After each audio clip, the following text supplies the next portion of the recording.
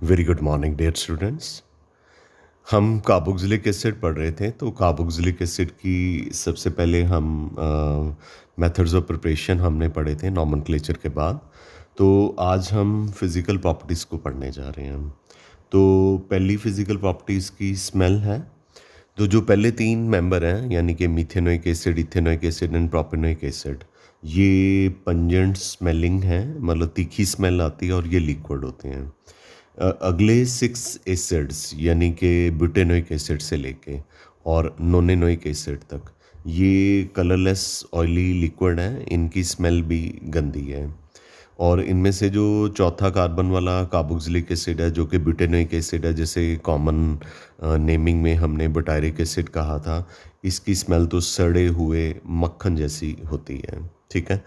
तो वैसे तो फिज़िकल प्रॉपर्टीज़ में आपको कहता होता हूँ कि ऑर्गेनिक केमिस्ट्री में आप एनसीईआरटी रेफ़र कीजिए, पर कार्बोक्सिलिक एसिड की जो फिज़िकल प्रॉपर्टीज़ हैं it has a special importance in the examination. So मैं इसकी फ़िज़िकल प्रॉपर्टीज़ आपको जो है करवा रहा हूँ। दूसरी फिज़िकल प्रॉपर्टी हमारे पास है सॉलिबिलिटी। वैसे तो जो एलिफेटिक कार्बोक्सिलिक एसिड है, जिनके फर्स्ट फोर मतलब मेंबर हैं कार्बोक्सिलिक एसिड के, जैसे methanoic, ethanoic, propanoic and butanoic, ये वाटर में सॉलेबल हैं क्योंकि ये वाटर के साथ हाइड्रोजन बॉन्ड बना देते हैं।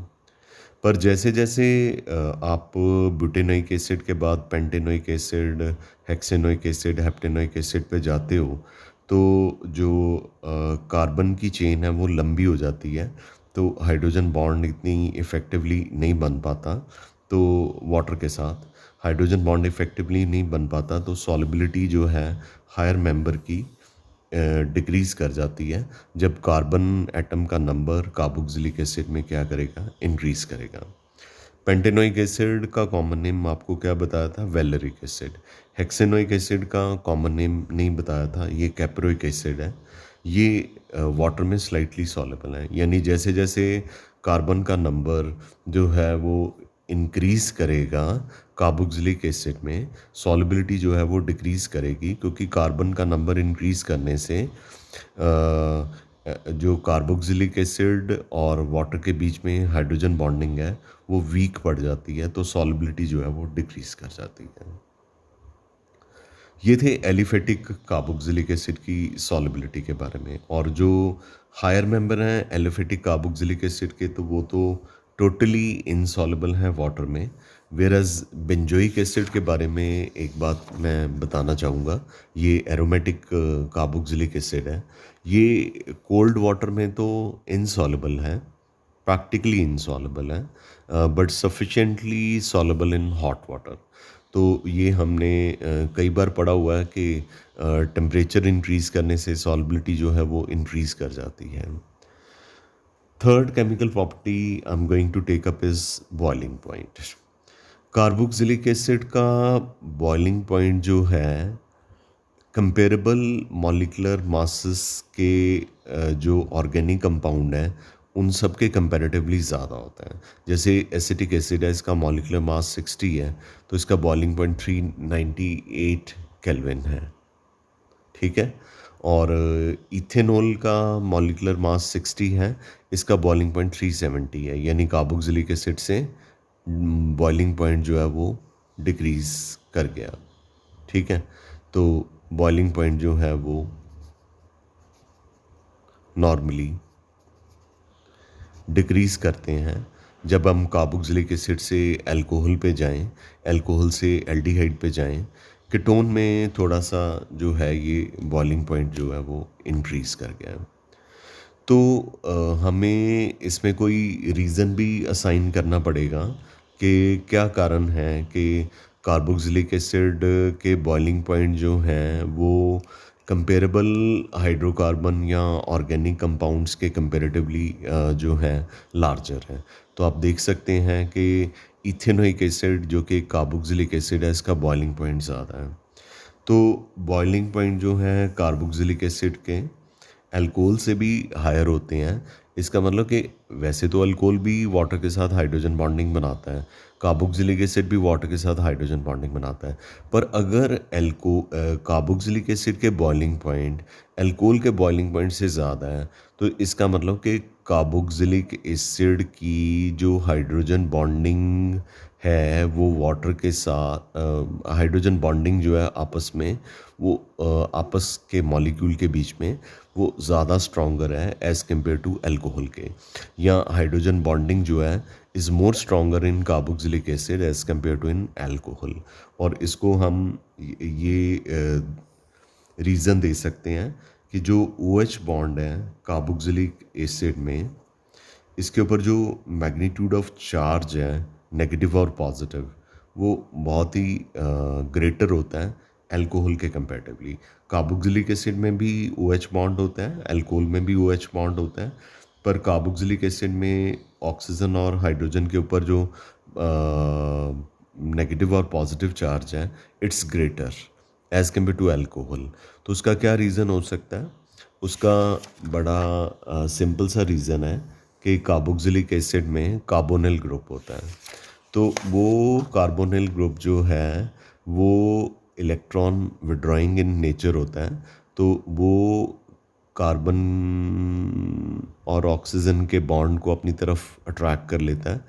इसके ऊपर पॉजिटिव चार्ज आता है, तो ये कार्बन जो है इसके इलेक्ट्रॉन को अपनी तरफ अट्रैक्ट करता है, ऑक्सीजन जो है हाइड्रोजन के इलेक्ट्रॉन को अपनी तरफ अट्रैक्ट करता है। तो ये जो OH है ये ज़्यादा पोलर है अल्कोहल के मुकाबले में, और अल्कोहल में इस तरह का कोई भी कार्बोनिल बॉन्ड जो है वो नहीं होता। फर्दर कार्बन ये कार्बोक्सिलिक एसिड के दो मॉलिक्यूल हैं, इन्होंने डाइमर बनाया हुआ है।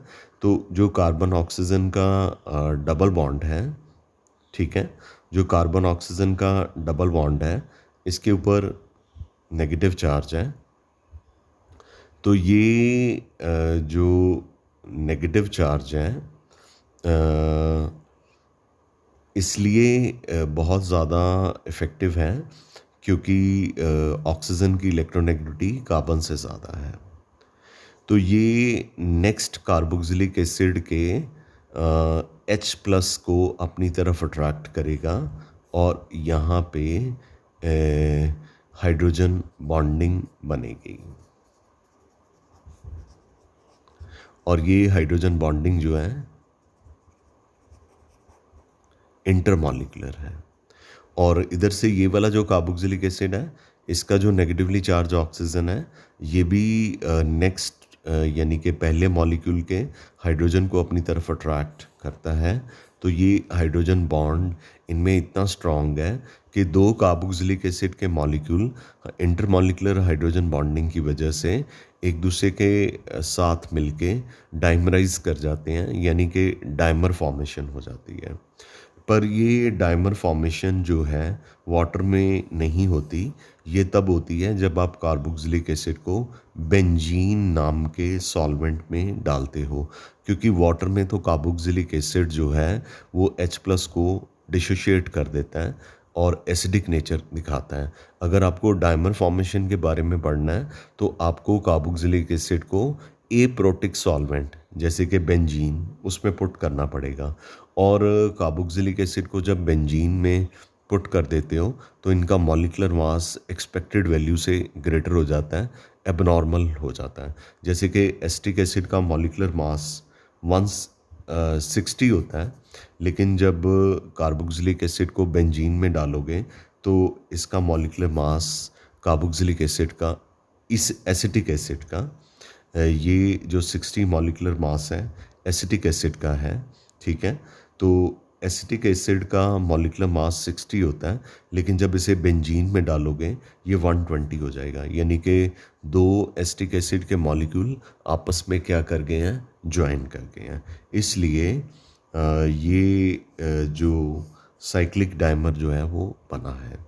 और ये साइक्लिक डाइमर जो है एक तो वेपर फेज़ में बनता है और एप्रोटिक सॉल्वेंट में, जैसे कि बेंजीन एप्रोटिक सॉल्वेंट है, यानी ये अपना H+ रिलीज़ नहीं करता, और वाटर में नहीं ये वाली प्रॉपर्टी जो है रिपोर्ट की जाएगी।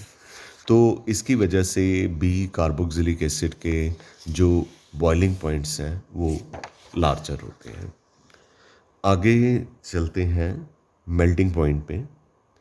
कार्बोक्सिलिक एसिड के मेल्टिंग पॉइंट की बात करें तो कार्बोक्सिलिक एसिड जो है कोई रेगुलर पैटर्न मेल्टिंग पॉइंट में शो नहीं करता। ये बहुत ही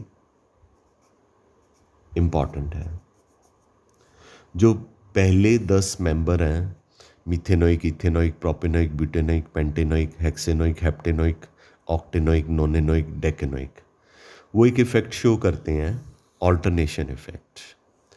तो इस ऑल्टरनेशन इफ़ेक्ट में, या ऑसिलेशन इफ़ेक्ट भी कहा जाता है, वैसे हम 11th में पढ़ाते हैं, लेकिन अगर आपको नहीं आता तो ऑल्टरनेशन इफ़ेक्ट में या ऑसिलेशन इफ़ेक्ट में बताया गया कि जो मेल्टिंग पॉइंट है कार्बोक्सिलिक एसिड के, जिनमें even number of carbon atom है, वो हायर है as compare to next lower and next higher homologous containing odd number of carbon atoms. मैं इसको डायग्राम की हेल्प से एक्सप्लेन करता हूँ, ठीक है? जस्ट 1 मिनट मुझे दीजिए।